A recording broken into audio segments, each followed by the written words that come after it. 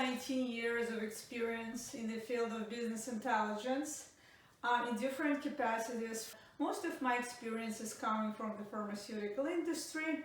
You can check more on my LinkedIn profile.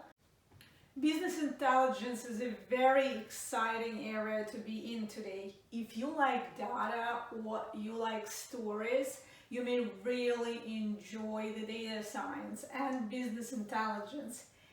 But even if you are not, and if you are in the more executive function, and if you're involved in the making big decisions, it might be really interesting for you to see how business intelligence works, how it may support your decision making with the ability to look at the data correctly and to get the most of the facts and the data you have.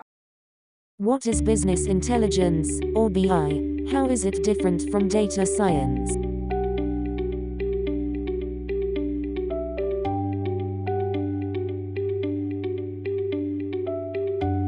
Both business intelligence and data science have three main problem, data and solution.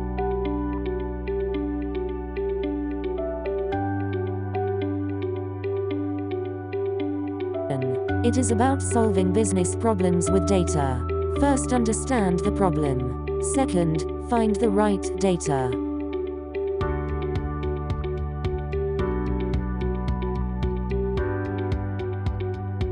Third, solve the problem. Business intelligence is solving problem with data. Problem may vary from lack of groceries in your refrigerator to a marketing challenge or even fraud detection. Let us see how business intelligence works for the lack of groceries.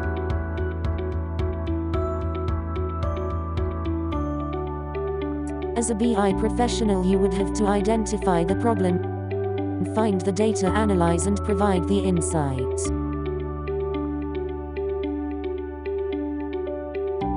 In this example, you will analyze multiple shopping lists as your data.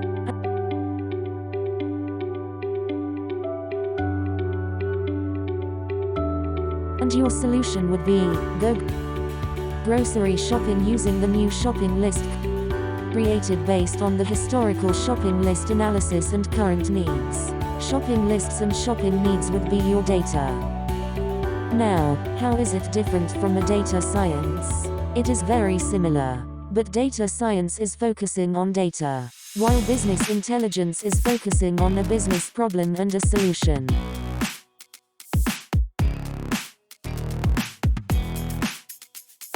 In our example, collecting shopping lists and their analysis would be a data science.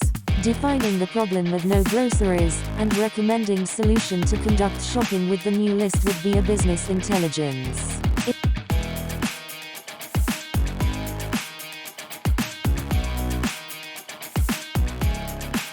In the reality, these terms are often used interchangeably.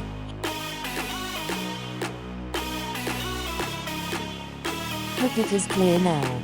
Remember, you can always leave your questions in the comments. Initially, I planned to create next video about the business analytics or dashboards, or maybe even the art of asking the right questions. Another important part is how to process the data. However, I decided to change my initial plan and to create another video about data normalization and aggregation first. And the reason for that is because we all are in this very unfortunate situation with the COVID-19. We're trying to understand the impact. We're trying to understand the trend, what's coming next. And there's so much data coming in. So the question is, can data be misleading? And that's where data normalization, scaling becomes very important. So watch my next video about data normalization and COVID-19. Thank you for listening to me.